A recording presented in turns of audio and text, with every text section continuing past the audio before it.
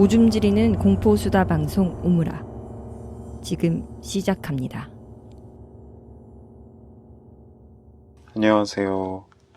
네. 오늘은 저 혼자 방송을 하게 됐어요. 오랜만이죠, 되게. 저 혼자 방송을 한 게. 그래서, 그 이전에도 그랬지만, 혼자 방송을 하면은, 우리 그 오므라 방송 컨셉상 수다가 메인이잖아요. 근데 수다를 떨기가 힘들더라고요. 그래서, 뭐, 저 혼자 할 때도 있었지만, 시즌 1 때 작년에는, 그때마다 이제 하고 나서 느끼는 거는 참 쓸데없는 얘기 많이 하는구나 해서, 오늘은, 제가 가능하면 좀 수다를 자제를 하고, 무서운 이야기를 많이 해드릴게요. 그 전에, 무서운 이야기를 시작하기 전에, 한 주 잘 지내셨어요? 한 주 동안 어떻게 지내셨어요? 저는 회사 다니고, 또 장비 욕심 나가서 장비 좀 알아보고, 이런저런 거를 했죠. 그리고 이제 오므라 관련된 것들, 자꾸, 또 이게 또 수다를 떨게 되네. 제가 이제 취미가 굉장히 많아요. 일단 제 인스타를 들어오셔서 보신 분들은 아시겠지만, 그, 캠핑도 있고, 이 프라모델 조립하는 것도 있고, 미니카도 있고, 그리고 그 카드, 매직 더 게더링이나, 유희왕? 뭐 이런 것들? 그게 좀 이상한가? 다 약간, 다 혼자 하는 거네, 대부분. 카드 게임은 누군가랑 해야 되는구나. 근데, 그거를 제가 딱히 누군가랑 플레이를 해본 적은 없고요. 그냥 수집이에요. 일러스트가 이뻐서. 매직 더 게더링 같은 경우는, 처음 해본 게 제가 이제 고등학교 때 친구가 가르쳐줘서 고1 때였나? 그때 처음 해봤죠. 오토바이. 죄송합니다. 이걸 어떻게 리얼하게 그냥 오토바이 소리를 그대로 둬볼까요? 어떡할까? 모르겠네요. 듣기에 거슬릴 수도 있을 것 같은데. 편집하면서 들으면서 한번 체크를 해볼게요. 그러면은, 쓸데없는 얘기는 그만하고, 빨리, 오늘은 무서운 이야기에 완전히 집중을 해서 무서운 이야기를 한번 해볼게요.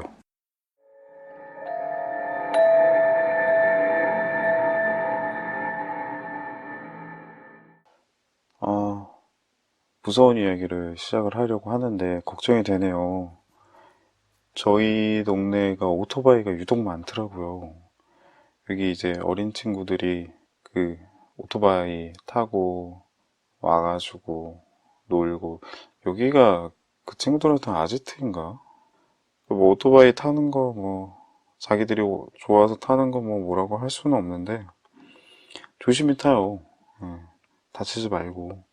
그 사고가 나도 이 차 같은 경우는 그래도 한번 1차 프레임이나 뭐 이런 데에서 겉에 이제 뭐 옆에서 받으면 차문이든 정면에서는 뭐 앞쪽이든 뭐 어떤 식으로도 이제 어느 정도는 충격을 중간에 흡수를 한 번이라도 하는데, 오토바이는 그 충돌 사고가 나면 그냥 그 데미지를, 그 충격을 몸에서 그대로 받아들인단 말이에요. 굉장히 위험해요. 보통 오토바이 사고가 나면 진짜 운이 좋아야 살죠. 되게 위험해요. 그런데다가 이제 제가 알고 있기로 우리나라 도로 이 지면이 그렇게 고르거나 잘 되어 있지 않고, 이제 큰 트럭이라든가 이런 게 왔다 갔다 하면서 뭐 이 도로가 파이잖아요. 그러면 속도를 내다가 뭐 자칫 하면은 거기에 이제 튕겨가지고 사고가 나기도 한다고 하더라고요. 그러니까 여러분들은 좀 조심을 하세요. 그랬으면 좋겠어요. 네. 자꾸 오토바이 소리가 나서 오토바이 얘기가 잠깐 나왔네요. 그러면은 무서운 이야기를 해드려 볼게요. 무서운 이야기를 해드리려고 하는데, 오늘은 복고? 왜 요새 뉴트로가 유행이잖아요. 뉴트로가 유행이다 못해서 이제는 또 패션 업계에서는 뭐 퓨트로? 퓨트로라고 들어보셨나 모르겠어요.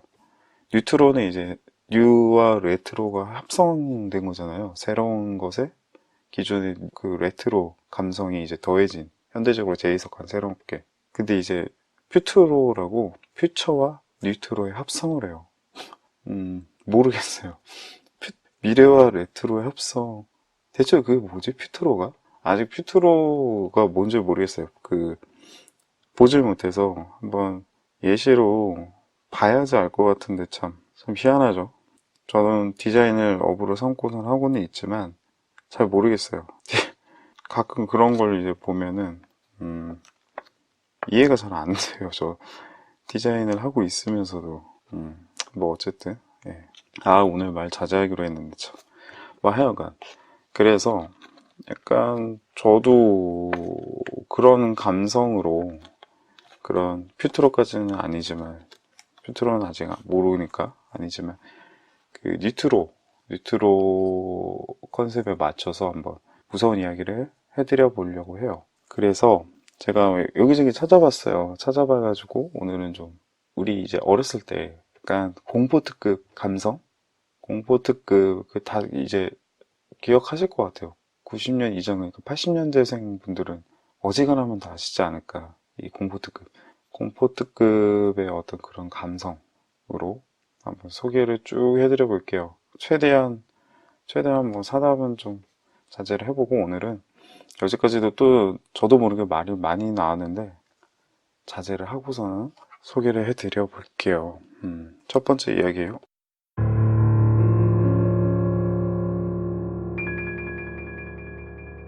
아내가 한 달 전부터 매일 같은 꿈을 꾼다고 말했다. 한밤중에 문득 일어나면 자신과 똑같이 생긴 사람이 있는데 그 사람이 자신에게 말을 건다고 했다. 넌 이제 충분히 살았지. 이제 바꿀 때야. 라고 말했다고 한다. 아내는 매일 아침 인사처럼 남편에게 말했기에 남편도 점점 걱정하게 되었다. 그러던 어느 날 아내가 아침에 일어나서 그 꿈에 대해서 이야기하지 않았다. 남편은 이상했다. 그래서 물었다. 그 꿈 안 꿨어? 오늘은?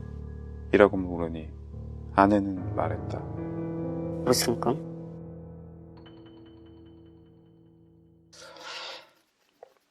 바뀐 거죠.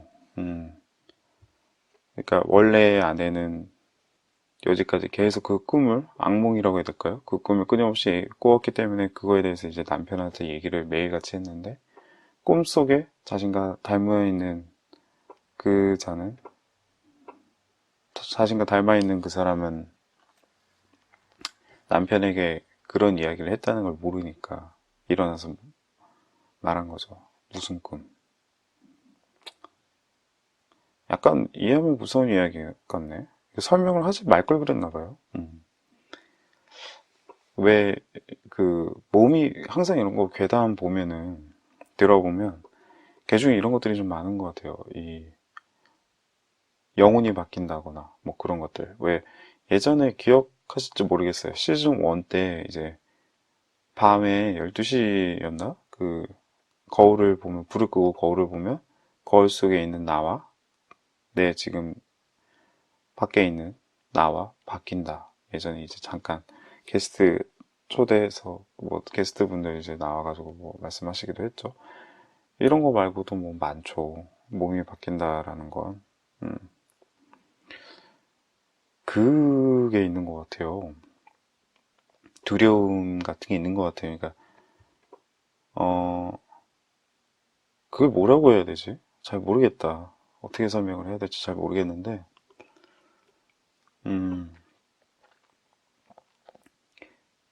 이게 또, 그렇게 설명을 하면 어떨까? 내 옆에 있는 이 사람이 정말 이 사람이 맞을까? 혹은, 뭐, 엄지가 있잖아요. 저라는 사람이 어느 순간 나도 모르는 사이에 몸이 바뀌어 있는 거 아닐까? 그렇다면 나는 진짜 엄지가 맞는 걸까? 엄지의 모습을 하고 있지만 엄지가 맞는 걸까? 혹시 나는 원래 나에 대해서 기억을 하지, 이게 무슨 말인지 모르겠다. 그만 말할게요. 이게 사담을 오늘은 자제를 하려고 했는데, 자, 또 이번엔 새로운 이야기, 두 번째 이야기 한번 소개를 해드려볼게요. 이건 되게 올드해요. 이거는 두 번째 이야기는 되게 복고인데, 오랜만에 이런 이야기 또 들으시면 공포 무섭다기보다는 추억? 그때 그 시절의 감성? 그런 것들을 떠올리실 수 있을 것 같아요. 네. 두 번째 이야기 소개해드려 볼게요. 오늘 중고차를 샀다. 내비게이션이 기본으로 장착되어 있는데도 가격이 저렴해서 기분이 좋았다. 차를 받자마자 바로 드라이브로 갔다.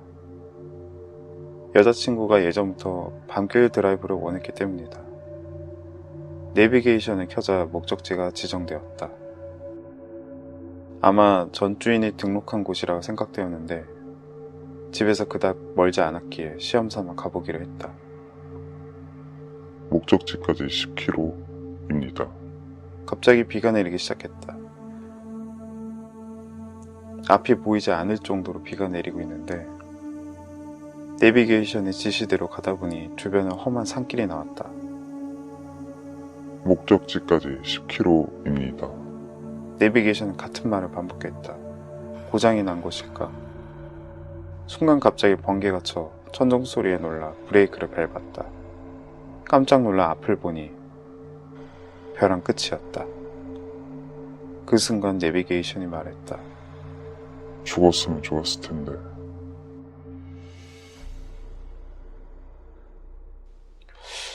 희한하네요.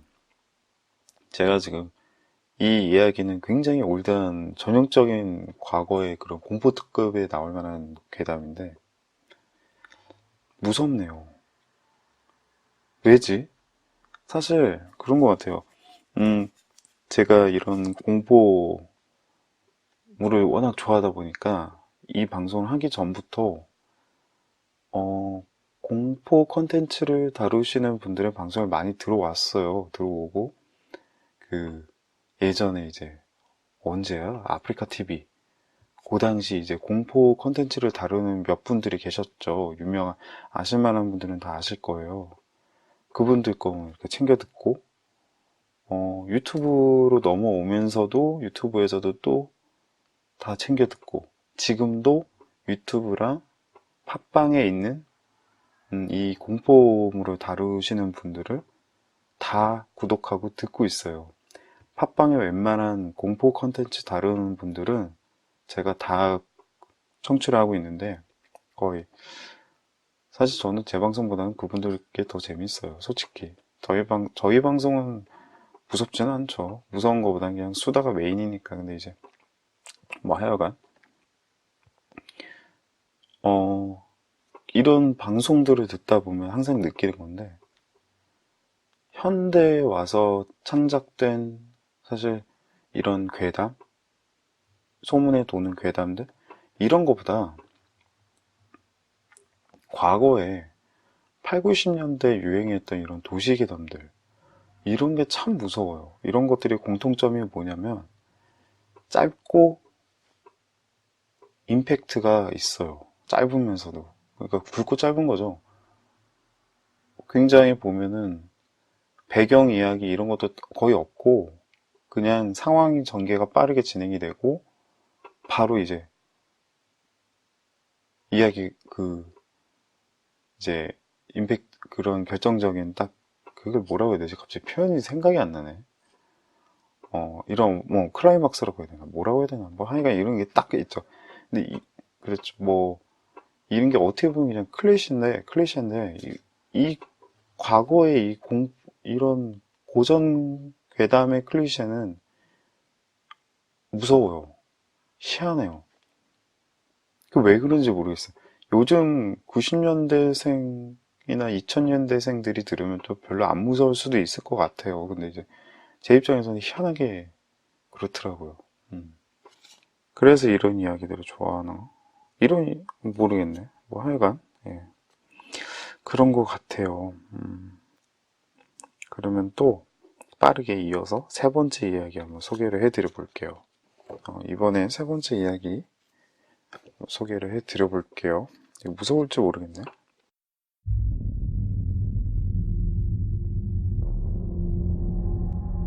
산책을 하고 있었다.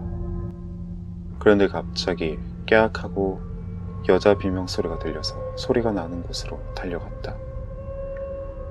골목길에 여자가 서 있었는데 가로 세로 2m, 높이 50cm 정도의 철판이 떨어져 있었다. 여자한테 그 상황을 들으려고 했지만 너무 놀랐는지 말을 하지 않았다. 곧바로 작업복을 입은 남자가 달려왔다. 아마도 빌딩 위에서 공사하다가 떨어진 것 같았다. 다행히 다친 사람은 없고 여자만 놀란 것 같았다. 산책을 마치고 돌아오는 길에 또 그 장소로 지나갔다. 철판은 아직 남아있었다. 무거워서 바로 처리할 수 없었나 보다. 건물의 경비원과 방금 전에 본 여자가 이야기를 하고 있었다. 정신을 차린 것 같았다. 방금 전에 많이 놀라셨나 봐요. 그러자 여자는 이렇게 대답했다. 네, 비명소리 들었을 때 진짜 놀랐어요. 네, 이게 무슨 이야기지? 나 이해를 못하겠네. 여러분 이해하셨어요? 이게 무슨 이야기지? 그러니까, 이 여자는 철판에 놀란 게 아니라 비명소리에 놀랐다고 그랬죠? 아이고, 어떡해. 비명소리에 놀랐다? 이게 뭔 얘기지? 이 이야기를 아시거나, 이해하신 분들은 좀 댓글로 풀이 좀 해주세요. 내가 멍청한 건가? 이해가 안 가네. 야, 이건 알아야지 뭐 수다를 떨 텐데, 이건. 자, 빠르게. 오늘은 무서운 이야기 위주로 진행을 하고 있습니다. 네. 자, 네 번째 무서운 이야기를 빨리 소개를 해드려 볼게요.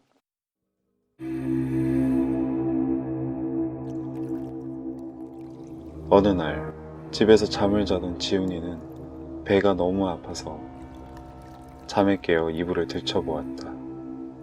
이불 안을 본 지훈이는 소스라치게 놀랐다. 흉측하게 생긴 어린아이가 자신의 배 위에서 방방 뛰며 같이 놀자고 하고 있었다. 너무 무서워서 말도 안 나오는 상황에 엄마를 맘속으로 막 불렀다. 때마침 엄마가 들어와 소리치셨다. 너 그만하지 못해?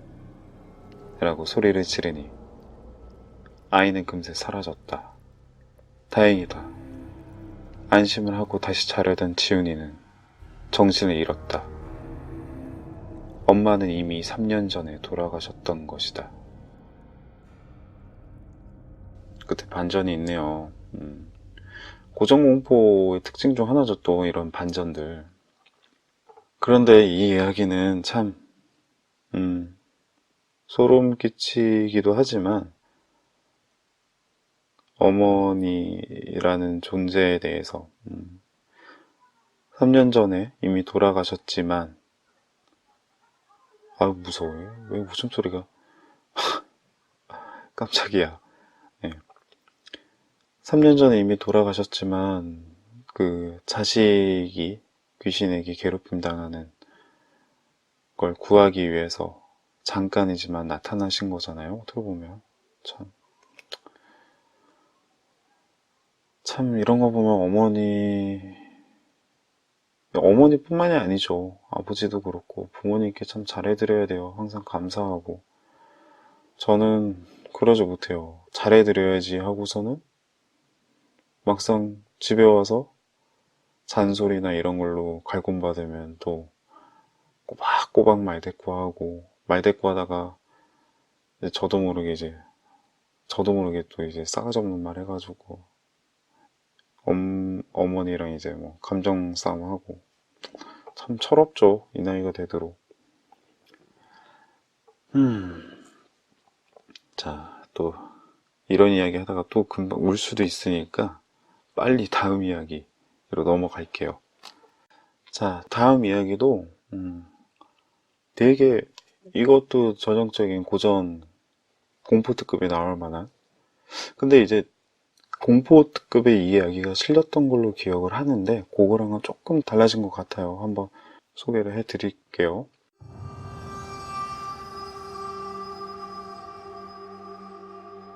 의과대학에 다니는 진이라는 학생이 있었다. 진이는 공부를 열심히 했기 때문에 늘 성적이 좋았다. 성격이 워낙 적극적이었고 공부에 대한 욕심도 많았기에 늘 남들보다 늦게까지 학교에 남아서 공부를 하곤 했다. 그날은 시체 해부학 실습을 한 날이었다. 다음 날이 방학이었기 때문에 같은 과 학생들은 고향집에 내려가거나 일찍 집에 가고 진이만 남아서 공부를 하고 있었다. 그런데 너무 피곤해서인지 졸음이 밀려왔다. 진이는 결국 의자에 앉아 잠깐 잠이 들었다. 잠이 깬 진이는 집에 가려고 문을 열어보니 열리지 않는 것이었다. 알고 보니 경비 아저씨가 진이를 못 보고 그만 문을 잠가버리고 만 것이었다. 다음 날부터 방학이라 아무도 오지 않는데 큰일이었다. 방학이 끝나고 학생들은 죽은 진이를 발견하였다. 진이 옆에는 공책이 있었는데 그곳에는 일기로 보이는 메모가 빼곡히 있었다. 메모를 읽던 학생들이 한 메모에서 눈길을 멈추었다. 이제 더는 참을 힘이 없다. 이대로 죽는 것일까? 무섭다. 무섭다. 하지만 더 무서운 것은 문틈 사이로 보고 있는 경비 아저씨의 눈빛이다.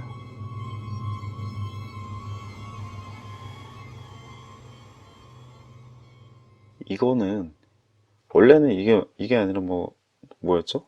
이 고전 과거에는 이제 그거였죠. 이 의대생이 이제 다른 학생들이 문을 잠갔던가? 장난으로? 뭐 그런 이야기였죠. 그래가지고 이 주인공이 결국에 다음날 심장마비로 죽은 것으로 발견이 되었었죠. 근데 이제 거기서의 공포를 줬던 거는 시체의 손톱에 그 죽은 학생의 머리카락이라든가 이런 게 손톱에 끼어 있었다 그런 이야기였죠. 역시 무섭네요. 그 당시 이야기가 무서워. 근데 지금 방금 소개해드린 이 이야기에서는 이 학생이 두려워한 경비 아저씨의 그 눈빛이라는 게 경비 아저씨일 수도 있고, 그리고 귀신일 수도 있죠. 문틈 사이로. 경비 아저씨라면 진짜 끔찍한 거죠. 이거는 일종의 살인이죠. 역시 사람이 문제인 거죠. 사람이 무서운 건데, 귀신으로 해석을 할 수도 있을 것 같아요. 이거는 요새 들어오면서 일부러 이런 해석이 다양하게 할 수 있게끔 여지를 남긴 게 아닐까라는 생각이 드네요.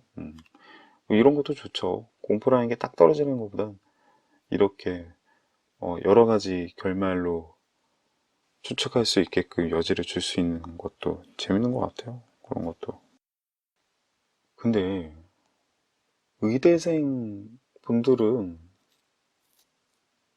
해부학을 한 번씩 반드시 다 거치시나요? 어떻게 되죠? 궁금하네요. 그럼 이게 그 의대 안에서도 과가 여러 개로 나뉠 거 아니에요? 내과, 외과, 뭐가 있죠? 잘은 모르니까. 치과도 있을 테고. 여러 가지가 있을 텐데, 과에 상관없이 이 의대생들은 반드시 해부학을 거치나요? 궁금하네요, 갑자기. 우리 청취자분들 중에는 지금 의사이시거나 아니면 지금 의대 재학 중이신 분들이 없으신가요? 궁금하네요. 있으시면 한번 가르쳐 주세요. 그 과에 상관없이 다 해부학을 하는지 궁금하네요. 저 어렸을 때 생물 참 좋아했는데, 그래서 아주 잠깐이지만 어렸을 때 그 의사를 잠깐 꿈꿔본 적이 있어요. 근데 생물을 좋아한다고 해서 그 일반 의사가 아니라 그 정신과 의사. 왠지 모르겠어요. 왠지 모르겠는데 정신과 의사를 한번 꿈꿔본 적이 있어요. 왠지 모르겠어. 하여간 그랬던 적이 있어요. 그렇다고 제가 공부를 잘했던 건 아니에요. 저 공부 뒤지게 못했어요. 못하기도 하고 관심도 없고. 또 이 다음 이야기 소개를 해드릴게요. 지금 몇 번째죠? 몇 번째인지 까먹었네. 뭐 몇 번째인지는 사실 중요한 건 아니니까 소개를 해드릴게요. 내가 어렸을 적에 남동생은 죽었다. 이유는 기억이 나지 않는다. 하지만 무척이나 슬펐다. 그래서인지 동생은 종종 내 꿈에 나온다. 동생은 늘 슬픈 눈으로 날 바라보기만 했다. 몇 년 후 대학생이 된 어느 날, 여느 때처럼 꿈에 동생이 나왔다. 어렸을 때 기억을 꿈꾸는 것 같았다. 동생은 내가 소중히 아끼던 장난감을 만지고 있었다. 만지지 마. 나는 소리쳤지만 동생은 가볍게 무시했다. 울컥한 나머지 동생을 밀었다. 동생은 넘어졌지만 여전히 장난감을 만지고 있었다. 화가 난 그 순간 나는 동생의 목을 심하게 졸랐다. 만지지 마. 만지지 말라고 했잖아. 그러자 동생이 괴로운 표정으로 말했다. 그때랑 똑같네.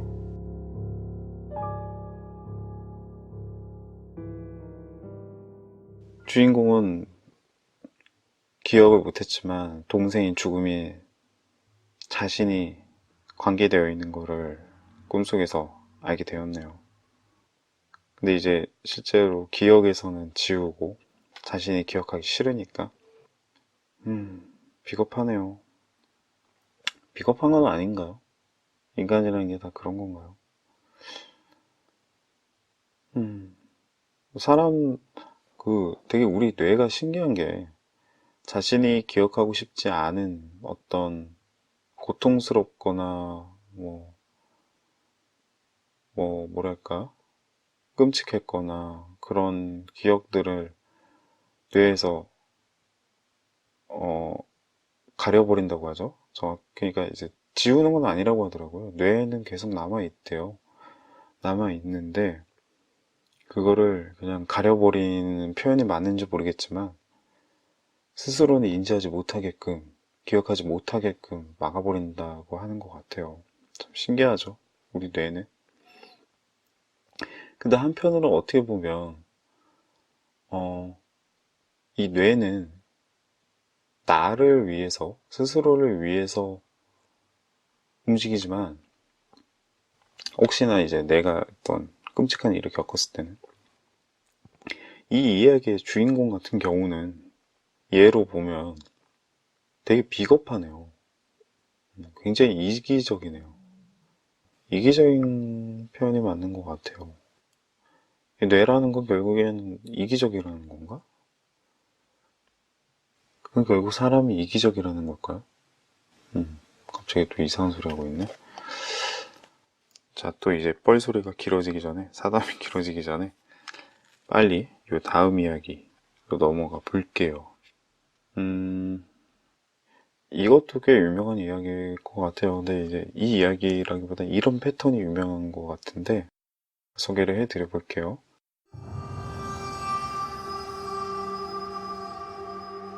난 예전에 친구와 마을 뒷산에 있는 폐가에 담력 시험을 하러 갔다. 마을에서 유명한 심령 장소라 낙서가 많았다. 누구누구 왔다가 얼레리 꼴레리. 하지만 그 중에서도 정말 무서운 낙서가 하나 있었다. 그 낙서인즉 죽여버릴 거야, 죽여버릴 거야, 죽여버릴 거야, 죽여버릴 거야, 죽여버릴 거야, 죽여버릴 거야, 죽여버릴 거야, 죽여버릴 거야, 죽여버릴 거야, 죽여버릴 거야. 집요할 정도로 방을 다 메어버린 붉은 페인트로 쓴 글씨는 천장에까지 써 있었다. 난 당시 오한이 들었었다. 그리고 더 무서운 건 그 글씨가 마르지 않아 있었던 것이다.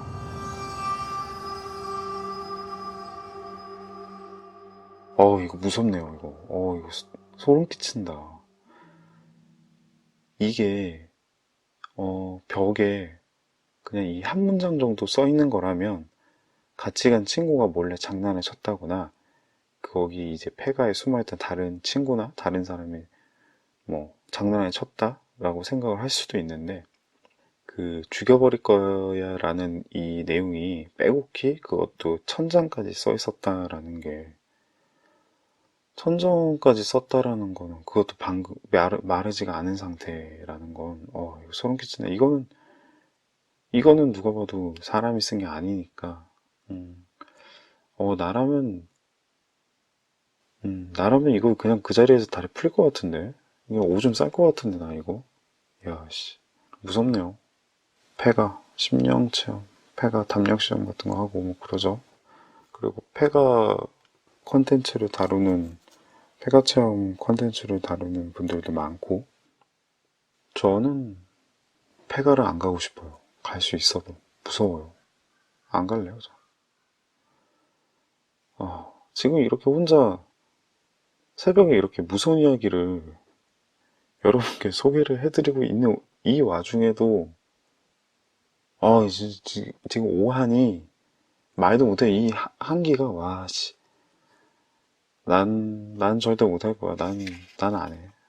여러분 기대하지 마세요 아예. 나는 폐가 이런 거 안 할 거예요. 난 폐가 콘텐츠 안 다룰 거예요. 난. 자, 또 소개를 해드려 볼게요. 이번 이야기는 그 요전번에 탄사님이 이제 학원에서 겪은 이야기죠. 옆에서 그 학원 아이들이 그 아이들이 뭐 가방 안에 이제 핸드폰 한 아이가 잊어버려가지고서 뭐 통화를 시도하고 뭐 그랬는데 뭐 연결이 뭐라 했더라? 뭐였지? 전화가 왔던가요? 전화가 걸렸는데 뭐 전화가 그냥 끊겼던가? 뭐 하여간 그랬죠. 뭐 그런데 이제 핸드폰을 찾아도 없다가 책가방에서 발견이 됐죠. 그 이야기 비슷한 것 같아요. 이런 경우가 되게 많은가 봐요. 한번 일단은 소개를 해드려보고 얘기를 한번 해볼게요.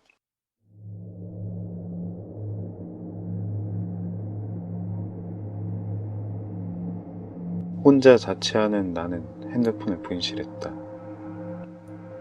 안절부절 못하고 핸드폰으로 계속 전화를 걸어도 꺼져 있다는 음성 안내만 나왔다. 몇십 분 후 다시 전화를 걸어보니 거친 목소리의 여자가 전화를 받는다. 여보세요? 저 핸드폰 주인인데요. 어디 계세요? 제가 지금 A역으로 나갈게요. 나오실 수 있나요?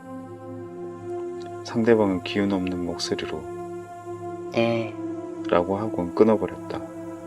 나는 핸드폰을 받으러 나가기 위해서 서둘러서 옷을 찾기 시작했다. 침대 및 서랍 옥장에서 옷을 꺼내 입으려고 했는데 난 그대로 기절했다. 침대 및 서랍 옥장 안에서 내 핸드폰이 전원이 꺼진 채 있었기 때문이다.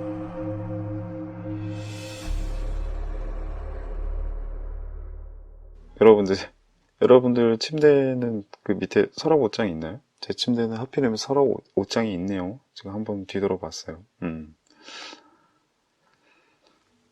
근데 이 핸드폰이 이렇게 꺼져 있거나 뭐라고 해야 되지? 가방 안에 있는데 이게 통화 연결이 된다거나 뭐 그런 거 있잖아요. 근데 이제 이게 오작동이 있대요. 예전에 스펀지였나? 거기에 나와서 이런 쪽에 종사하시는 전문가라고 하실 수 있는 분이 나오셔가지고 뭐 얘기를 했는데 오작동이 있다고 하더라고요. 심지어 뭐 그 당시에 나왔던 이야기를 하나 해드릴게요. 이 남자가 이제 남편이 집에서 이제 이 기러기 아빠였나 봐요. 좀 멀리서 지방인가 뭐 이런 데서 일을 하고 있었나 봐요. 근데 이제 일이 끝나고서는 잠깐 이제 먹을 거를 사러 가기 위해서 잠깐 나왔대요. 집 앞에. 그러니까 잠깐 집 앞이니까 이제 핸드폰도 안 가지고 나온 거죠. 근데 이제 잠깐 이제 뭐 라면이나 이런 간식거리를 사가지고 딱 집에 가려고 하는데 순간 뭔가 와이프한테 전화가 급하게 오는 느낌이 들더래요. 그래서 이상해서 후다닥 갔는데 아니나 다를까 와이프한테 전화가 오고 있었대요. 핸드폰이 울리고 와이프한테 전화가 오고 있는 게 아니라 핸드폰이 울리고 있었대요. 그래서 핸드폰을 빨리 딱 받았는데 여보세요? 하는데 이 아내가 그 아이랑 같이 이제 밖에 이렇게 드라이브를 했나 봐요. 차를 이동 중에 사고가 나가지고 병원에 입원했다는 거예요. 그래서 빨리 남편 보고 오라고. 그래서 이제 남편이 놀래가지고 불이 나게 이제 준비를 해서 이제 그 병원으로 간 거예요. 갔는데 가서 이제 보니까 딸이 이제 수술을 들어갔다고 하는 거예요. 그래서 너무 놀래서 그 내 아내는 어딨냐 했더니 아내분은 그 자리에서 즉사하셨다고. 예, 좀 안타깝죠. 근데 이제 얘기를 계속 이어가자 보면 이 남편은 너무 놀란 거죠. 자기는 분명히 아내의 전화를 받고 불이 나게 달려왔는데 아내는 이제 먼저 달리했고 딸은 이제 수술 중이라고 하니까 너무 안타까운 이야기인데 실화는 아니길 바래요. 그냥 이것도 괴담이었으면 좋겠네요. 하여간 거기 이제 스펀지의 그 당시 이제 방송에 나오는 얘기를 기억나는 대로 말씀을 드려보면 그 얘기를 이제 나오니까 이제 이런 통신 이런 쪽에 이제 전문가 분이 이제 말씀을 하시더라고요. 이와 비슷한 케이스가 굉장히 많다는 거예요. 그러니까 왠지는 모르겠지만 이 연락이 엉뚱한 데로 가는 거예요. 예를 들어 제가 그 스미님한테 전화를 하잖아요. 근데 이 통신 오류가 생겨가지고 엉뚱한 사람한테 전화를 하는 경우도 있대요. 근데 왜 그런지 모르겠나 봐요. 그 사람도. 그분들 왜 그런지는 알 수가 없는데 뭐 그런 오작동도 있고 그런 것도 있대요. 이제 내비게이션. 아까 내비게이션 이야기가 나왔잖아요. 그 내비게이션이 이제 그 고도가 나오나 봐요. 고도가 나오는데 저는 이제 일반 그런 지면 이런 데 있는데 일반 도로에 내비게이션 상에는 내 차가 막 뭐 아주 물속 깊숙이 있는 것처럼 혹은 고도가 굉장히 뭐 해봐야 2km 이상 뭐 이런 식으로 오작동이 있대요. 근데 그 오작동이 왜 그런지는 모른대요. 지금은 그 당시 그때보다 지금 이제 거의 한 10년 가까이 지났으니까 뭐 지금은 모르죠. 근데 이제 그 당시엔 그랬다고 하네요. 그런 오작동이 있었다고 해요. 무섭네요. 만약에 내비게이션 그렇게 오작동하면 진짜 무서울 것 같아. 아니야, 무서운 게 아니라 운전 중에 굉장히 당황스럽겠다. 아니, 나 이렇게 지금, 예를 들어 나 국도 가고 있는데, 갑자기 막, 고도가 엄청 높이 나오면, 넌 비행기도 아닌데, 황당하겠죠? 무섭겠다. 아니, 그건 그거대로 무섭긴 하겠다. 황당하기도 하고, 당황스럽겠네, 그거. 자, 이제 또 빨리 지나서 다음 이야기를 소개를 해드릴게요.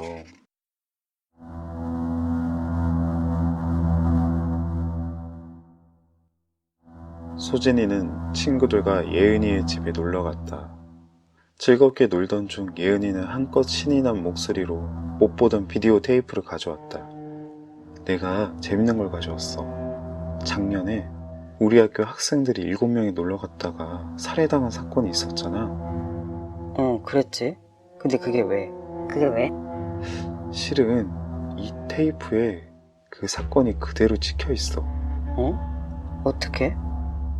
예은이는 무섭다고 말하는 우리들의 말에 신경 쓰지 않는지 동영상을 재생했다. 영상이 시작되고 처음에는 그냥 평범한 여행 같았지만 한 사람의 시체가 발견되면서 점점 공포영화처럼 변해버렸다. 모두들 무서워하며 벌벌 떨고 있었다. 차례차례 모두 시체로 발견되면서 결국 카메라맨과 소녀만 남아있었다. 소녀가 말했다. 당신이 범인이지. 내가 범인일 리가 없어.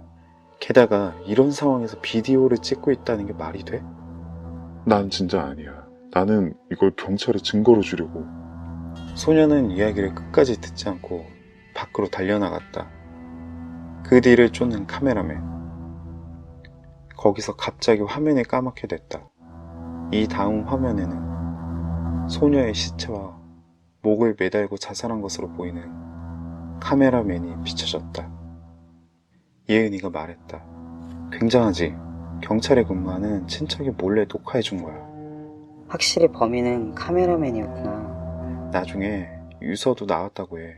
비디오를 입수하고 나서 사건이 발각되었다고 하더라고. 그랬구나. 그나저나 민지야, 무슨 생각을 그렇게 골똘히하고 있어?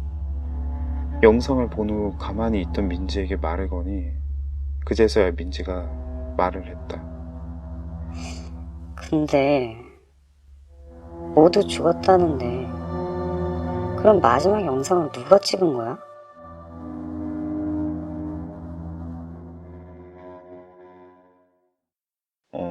이야기를 이어서 더 소개를 해드릴게요.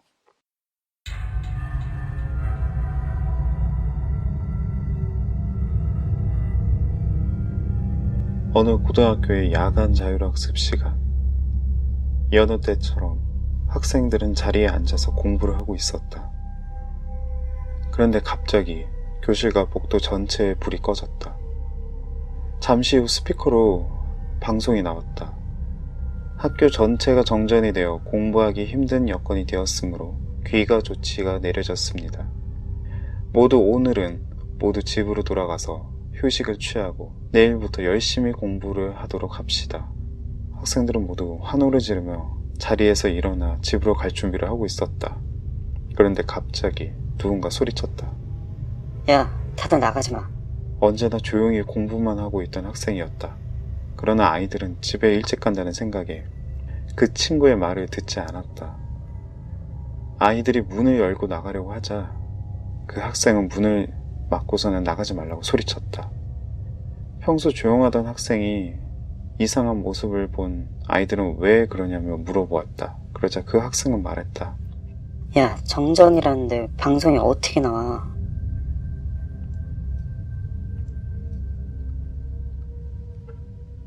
아주 그냥, 응? 이거 곰탕이죠, 이거 뭐. 예? 이거 사리곰탕 아니에요, 이거. 이 이야기는.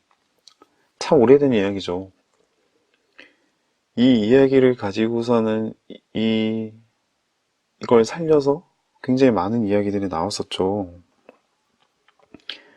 뭐, 학교에서 배경이 이제 뭐 산장이니 호텔이니 뭐 이런 식으로 여러 가지가 바뀌어가면서 이야기가 나왔었죠. 근데 이제 그 뒤에 나왔던 이야기는 그게 그렇다면서요. 학교 같은 데나 다른 데도 그렇고 이 정전이 되더라도 비상전력으로 안내방송이 나갈 수 있다고 하더라고요. 뭐 그렇다고요. 정전. 되게 오랜만이었죠, 이 이야기. 굉장히 진짜 어쩌면 오늘 이 뉴트로에 맞춘 컨셉에 잘 맞는 이야기가 된 것 같기도 하네요. 네. 그 이야기를 방금 전 이야기를 끝으로 하려고 그랬는데 이야기 하나만 더 해드리고 제가 중간에 오늘은 무서운 이야기 위주로 해드리려고 했는데 중간에 또 쓸데없는 이야기를 많이 해가지고 무서운 이야기를 한 편이라도 더 소개를 해드릴게요. 지금이 진짜 마지막 이야기가 될 수도 있을 것 같네요. 소개해드릴게요.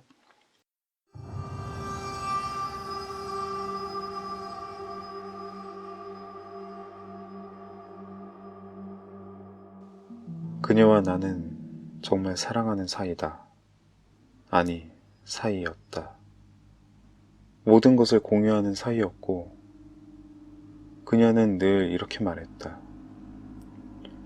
우리 태어난 날은 달라도 죽을 땐 함께야 라고 말했었다. 하지만 그녀는 불치병을 앓고 있었고 결국 돌아올 수 없었다. 그녀의 장례식 날 마침 그녀의 어머니께서 나와 이야기하기 원하셨다. 소중한 사람을 잃은 슬픔은 같다고 생각이 되었다.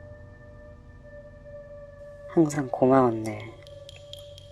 그 아이도 하늘에서 잔을 그리워할 거야. 별 말씀은 아닙니다.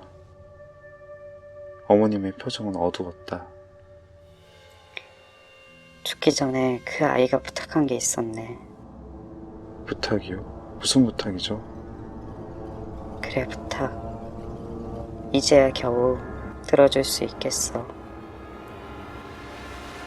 그녀의 어머니와 이야기를 나누는데 이상하게 졸립다. 어머님이 주신 커피를 마셨는데도 졸립다. 눈이 감긴다.